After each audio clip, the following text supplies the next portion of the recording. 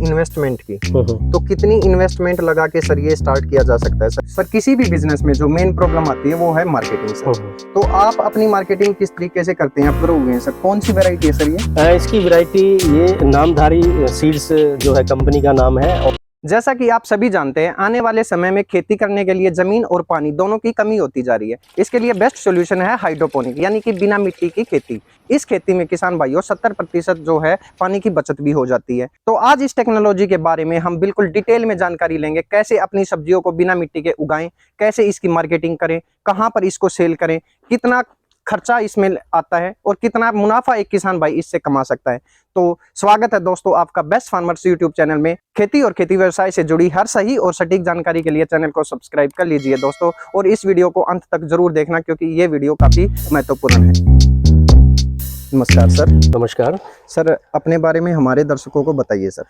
अंकित जी, मेरा नाम सुनील कुमार है और मैं गोहाना डिस्ट्रिक्ट सोनीपत हरियाणा का रहने वाला हूं। एक किसान फैमिली में मैं पैदा हुआ हूं। मैंने भी जो है इलेक्ट्रॉनिक्स एंड कम्युनिकेशन इंजीनियरिंग का कोर्स किया। मोबाइल फ़ोन्स का मेरा ट्रेनिंग सेंटर था, मोबाइल चार्जर की मेरी फैक्ट्री थी। जी सर। लेकिन मेरे को फिर ऐसा लगा कि क्यों ना हम एग्रीकल्चर बैकग्राउंड में जो हमारे पूर्वजों का काम है हम उसी को कोई नई तरीके से करें। तो हाइड्रोपोनिक टेक्निक मेरे को आज से लगभग 6 साल पहले मुझे इसके बारे में पता लगा था। मैंने भी यूट्यूब के माध्यम से ही, जैसे आप अब बना रहे हो वैसे ही मैंने भी किसी का वीडियो देखा था और मैं उससे इंस्पायर हुआ और मैंने करने के लिए इसको सोचा। धीरे धीरे मैंने इसको एक छोटे से शुरुआत की। पहले घर की छत पे शुरू किया, फिर एक कोई प्लॉट रेंट पे लेकर के वहाँ पे शुरुआत की। जैसे जैसे मुझे रिजल्ट मिलते गए तो आज मेरा जो ये फार्म है लगभग 6 एकड़ का है। इस 6 एकड़ के फार्म में से हम 1 एकड़ में हाइड्रोपोनिक फार्मिंग करते हैं। हाइड्रोपोनिक फार्मिंग भी कई तरीके से की जाती है, जैसे कि ये NFT DFT टेक्निक है जिसमें पानी के अंदर हम पौधे लगाते हैं, और कुछ और भी इसके दूसरे रूप भी हैं, जैसे ग्रो बैग ट्रप सिस्टम में प्लांट्स लगाना, जो पौधे लोगों के लिए थोड़ा ईजी भी रहता है और कमर्शियल वाइबल भी होता है अगर हम बजट के हिसाब से देखें तो। जी सर। तो यहाँ से मेरी शुरुआत हुई थी। जी सर। सर, हाइड्रोपोनिक्स क्या है, इसके बारे में डिटेल में जानकारी दीजिए सर।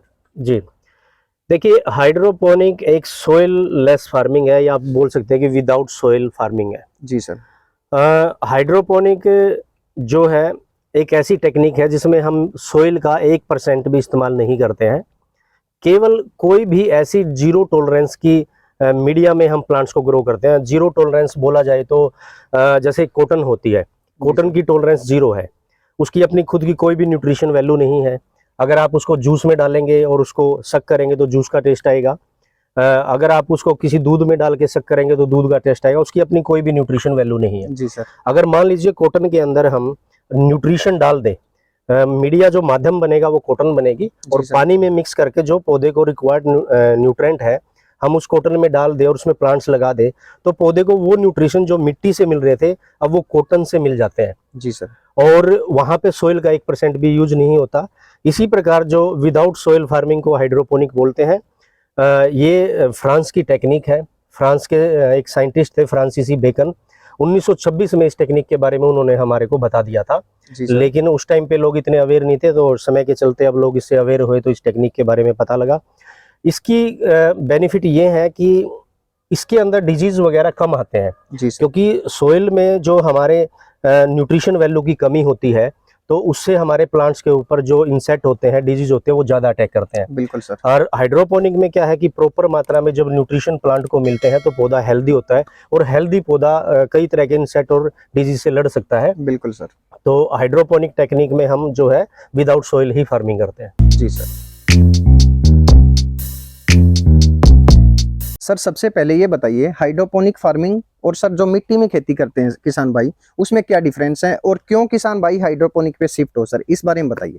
जी अंकित जी, बिल्कुल बढ़िया क्वेश्चन आपने किया है। हाइड्रोपोनिक फार्मिंग में हम केवल 30% पानी से ही ये फार्मिंग कर सकते हैं, 70% तक पानी को सेव कर सकते हैं। आप बताइए, जहाँ पे राजस्थान जैसे इलाकों में जहाँ पे पानी की शॉर्टेज है, उन किसानों के लिए किसी वरदान से कम नहीं है। बिल्कुल सर। दूसरी बात, हाइड्रोपोनिक प्लांट्स में जब प्रॉपर तरीके से न्यूट्रिशन मिलते हैं पौधे को, तो पौधे में बीमारियां और डिजीज कम आती है।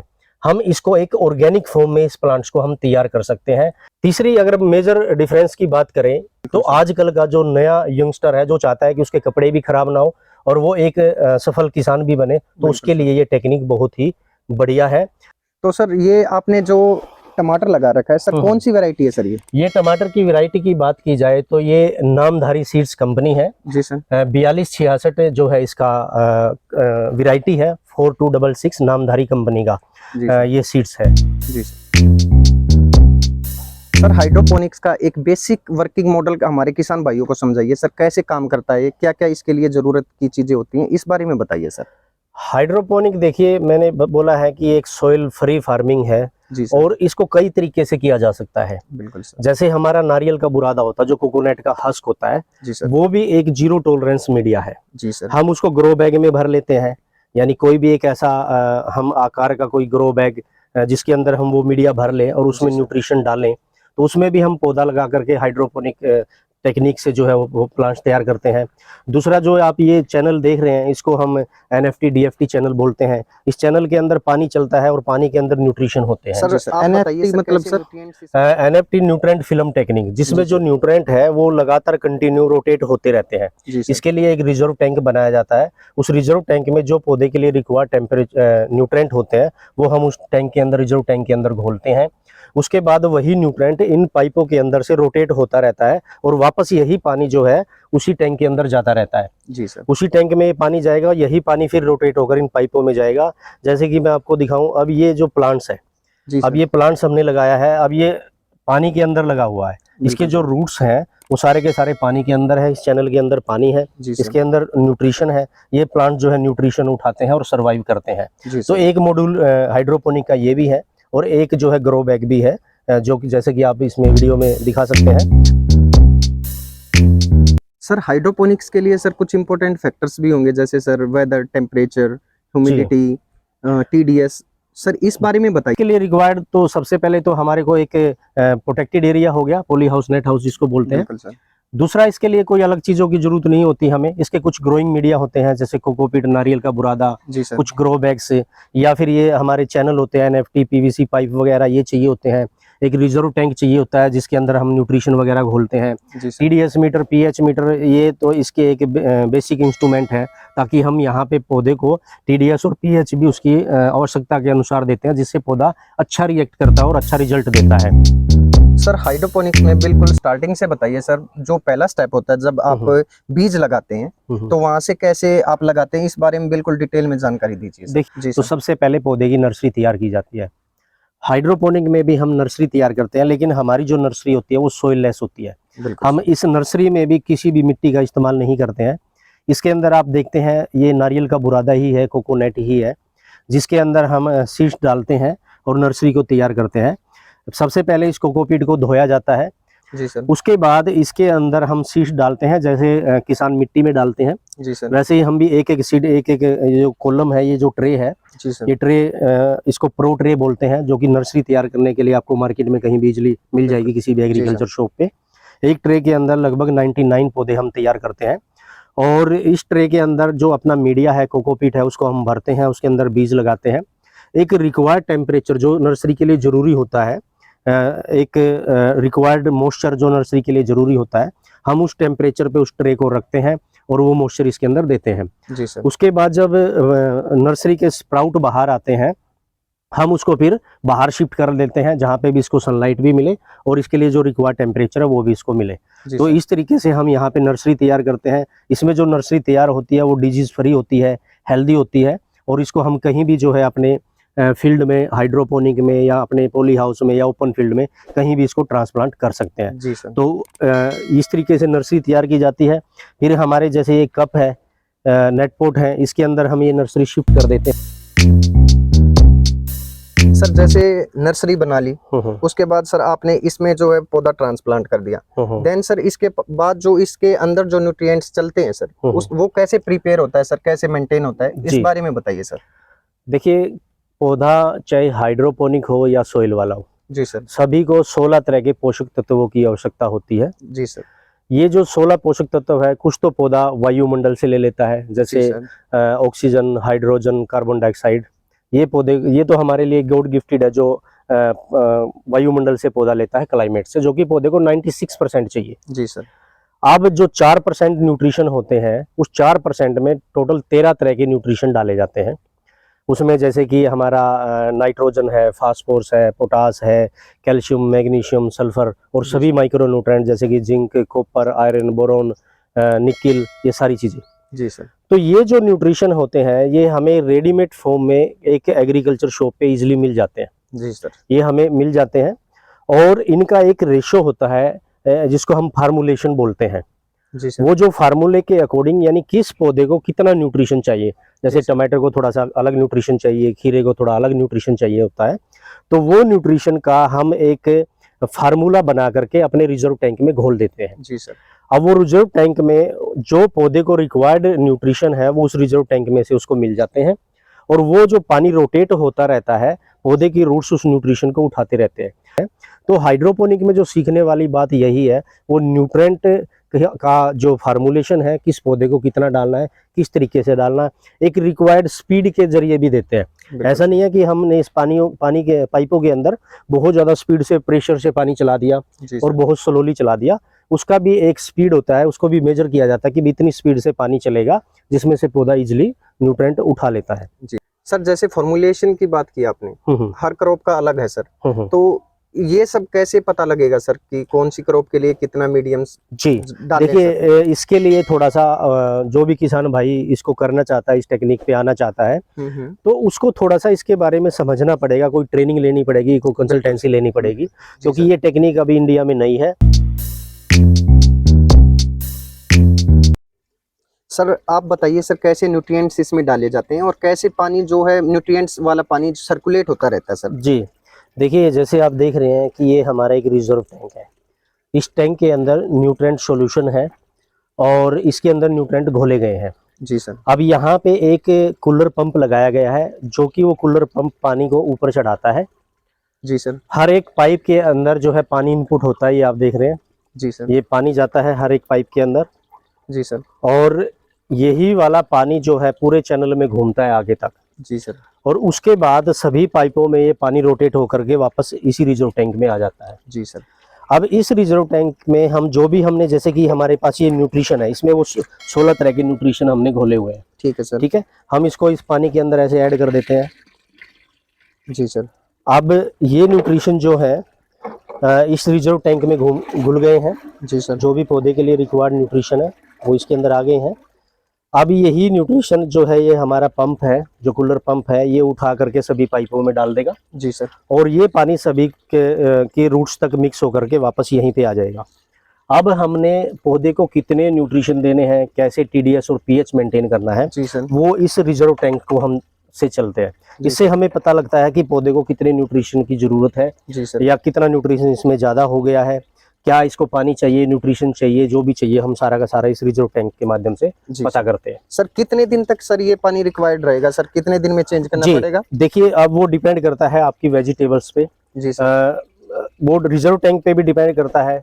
हम लगभग 7 से 8 दिन के अंदर जितना भी पानी इसमें से कम होता है, 20 लीटर, 30 लीटर, 50 लीटर, वो इस रिजर्व टैंक में डाल देते हैं।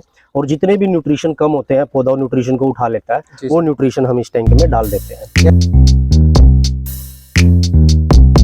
सर हाइड्रोपोनिक सिस्टम से कौन कौन सी वेजिटेबल्स उगाई जा सकती हैं सर? हाइड्रोपोनिक टेक्निक से जो हमारी एनएफटी टेक्निक है, जो पाइप वाली है जिसमें से पानी सर्कुलेट होता है, जी सर, उसमें हम कोई भी लीफी वेजिटेबल ग्रो कर सकते हैं, जैसे सलाद पत्ता, लेटस जिसको बोलते हैं, स्पिनच, कोरिएंडर यानी पालक, धनिया, मेथी, जी सर, और भी जैसे पार्सली, पोक चॉय, कई तरह की जो होती है लीफी वेजिटेबल्स, वो आराम से हम कर सकते हैं। और वर्टिकली फार्मिंग करके कम स्पेस में ज़्यादा पैदावार इसमें से निकाल सकते हैं। जी सर।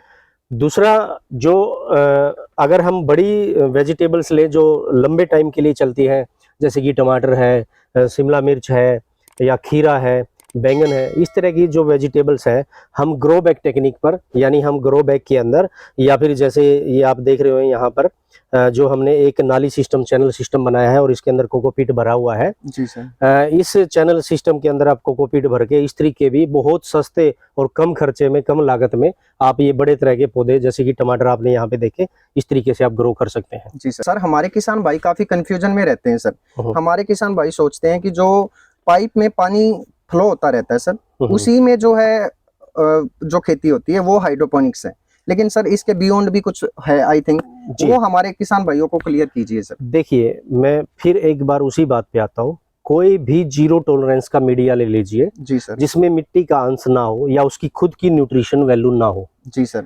और वो केवल और केवल एक न्यूट्रिशन पर आधारित पौधा हो, उसको हम हाइड्रोपोनिक बोल सकते हैं। जी सर। पाइप वाले जो चैनल होते हैं वहां पे जो पौधे का मीडिया है वो पानी है।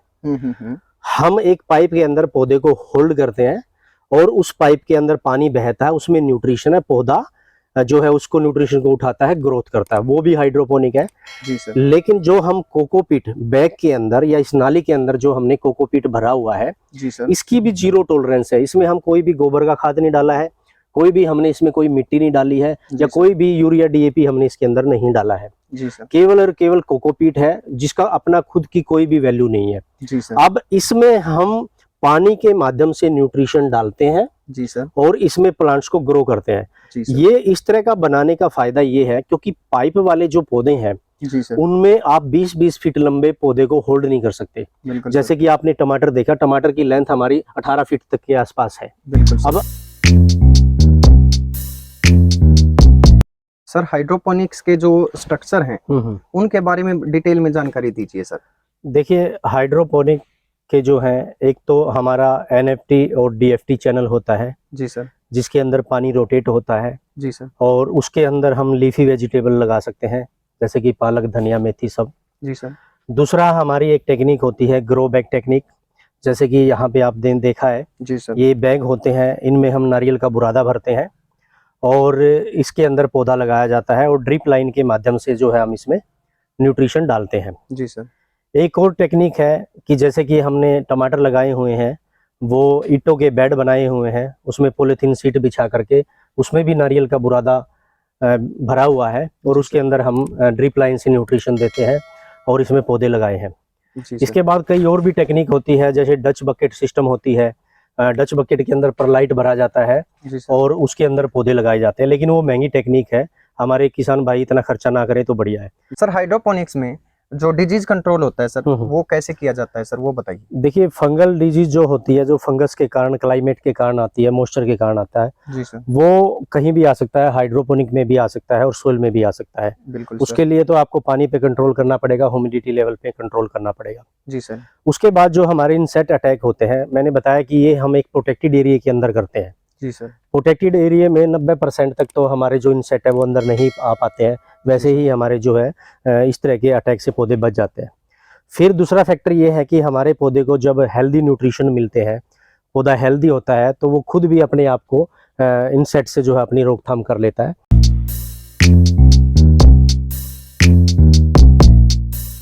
अगर सर बात करें इन्वेस्टमेंट की, तो कितनी इन्वेस्टमेंट लगा के सर ये स्टार्ट किया जा सकता है सर, एक आइडिया दीजिए। सब्सिडी ले सकते हैं। जी सर। जो हमारा प्रोटेक्टेड एरिया है, जो पॉली हाउस, नेट हाउस है, जी सर। उस पे आपको सब्सिडी 50% तक इजीली किसी भी स्टेट में मिल जाती है। बिल्कुल सर। उसके बाद जो है इन्वेस्टमेंट डिपेंड करता है अपने किसान के बजट पर। वो अगर टेरिस पे करता है, छोटे एरिया में करता है, तो 50,000 से 1 लाख से भी शुरुआत कर सकता है। बिल्कुल सर। अगर वो अपना एक खेत के अंदर सेटअप बनाना चाहता है, एक स्मॉल कमर्शियल करना चाहता है, तो लगभग 3 से 4 लाख रुपए से इसकी शुरुआत की जा सकती है। जी सर। सर जैसे बात करें सर, कोई किसान अगर करना चाहता है, अगर ढंग से करता है, एक्सोटिक वेजिटेबल्स लगाते हैं, तो कितना मुनाफा एक किसान भाई कमा सकता है सर? एक हाफ एकड़ का आइडिया दे दीजिए सर। रियलिटीज ये है, अगर आप हाइड्रोपोनिक फार्मिंग में आना चाहते हैं तो आपने अपना मार्केटिंग वाला पिलर को मजबूत करना पड़ेगा। जी सर। अगर हम यहाँ पे एक किसान जो है 10 से 15 लाख जो रियलिटीज है, 10 से 15 लाख रुपए यहाँ पे सालाना निकाल सकता है। उस 10-15 लाख में से उसका थोड़ा बहुत 2-3 लाख रुपए खर्चा भी हो सकता है। यही रियलिटी है, यही हकीकत है। सर किसी भी बिजनेस में जो मेन प्रॉब्लम आती है वो है मार्केटिंग सर। तो आप अपनी मार्केटिंग किस तरीके से करते हैं अपने प्रोडक्ट्स की, इस बारे में बताइए सर। जी सर। हम एक पैकिंग करते हैं। अपनी पैकिंग में उसमें हमारा मोबाइल नंबर, हमारा एड्रेस, हमारी वेबसाइट, हमारा यूट्यूब चैनल, सारा का सारा उस पैकिंग के अंदर मेंशन होता है। हमारे फार्म की लोकेशन और हाइड्रोपोनिक्स सब्जियों की क्या बेनिफिट्स हैं, वो सारे बेनिफिट्स भी हम उसमें लिखते हैं। क्या न्यूट्रिशन वैल्यू है वो भी हम उसमें लिखते हैं। और इस तरीके से पैकिंग करके हमने कुछ व्हाट्सएप ग्रुप्स बनाए हुए हैं। वो जो भी हमारे पास प्रोडक्शन निकलते हैं हम व्हाट्सएप ग्रुप में डालते हैं और हमारे पास ऑर्डर आते हैं तो हमने कुछ पॉइंट्स बनाए हुए हैं। हम उन पॉइंट्सों पे वो सब्जियां छोड़ देते हैं और वो लोग वहां से उठा ले जाते हैं। डायरेक्ट कस्टमर को हाँ, डायरेक्ट कस्टमर को जाता है। कोई भी आप एक कोई सेक्टर ले लीजिए या कोई भी एक हाउसिंग बोर्ड ले लीजिए या कोई भी एक ऐसी आप कॉलोनी पकड़ लीजिए। मैं कहता हूँ कि अगर आप अच्छी चीज दोगे लोगों को तो खरीदार बहुत है, आपको कभी भी उसकी जो रिक्वायरमेंट पूरी नहीं कर सकते, मैं नहीं कर पाता हूँ। सर जैसे कोई किसान भाई ट्रेनिंग लेना चाहिए या फिर सर कोई टेरेस गार्डनिंग वाला सर शहर का आदमी भी ट्रेनिंग ले सकता है सर, तो वो कैसे ले सर, इस बारे में बताइए सर। देखिए हम जो है कमर्शियल फार्मिंग ट्रेनिंग भी प्रोवाइड करते हैं जी सर। किचन गार्डनर्स के लिए भी ट्रेनिंग प्रोवाइड करते हैं जी सर। और साथ के साथ कंसल्टेंसी भी प्रोवाइड करते हैं। जी सर। क्योंकि कई बार जो यंगस्टर हैं वो इस फील्ड में आते हैं, जी सर। वो ट्रेनिंग लेने के बाद उनमें इतना कॉन्फिडेंस नहीं होता कि वो इसको कमर्शियल लेके जा सके। बिल्कुल तो उन जैसों को हम कंसल्टेंसी ऑनलाइन ऑफलाइन दोनों तरीके से प्रोवाइड करते हैं। और ट्रेनिंग का मॉड्यूल भी हमारा ऑनलाइन भी है और ऑफलाइन भी है। हमारे फार्म पे यहाँ पे स्टे की व्यवस्था भी है, यहाँ भी रह भी सकते हैं, खाने पीने की सारी व्यवस्था है। यहाँ पे आगे प्रैक्टिकल ट्रेनिंग भी कर सकते हैं। और जो दूर दराज के लोग हैं जो यहाँ पे नहीं आ सकते, वो जो है मोबाइल के जरिए ऑनलाइन ट्रेनिंग भी ले सकते हैं और हम उसको फुली कंसल्टेंसी भी प्रोवाइड करते हैं, फुली सपोर्ट भी प्रोवाइड करते हैं। हमारा जो एड्रेस है वो हरियाणा सिटी गोहाना है, district Sonipat. Thank you sir, आपने इतनी अच्छी जानकारी हमें दी, हमारे किसान भाइयों को दी। Thank you sir. ठीक है जी, धन्यवाद आपका भी अंकित जी, आपने हमारे पास आए, अपना समय दिया, धन्यवाद। तो किसान भाइयों, वीडियो अच्छी लगे तो चैनल को सब्सक्राइब कीजिए, वीडियो को लाइक करें और शेयर करना ना भूलें। जय हिंद, जय भारत।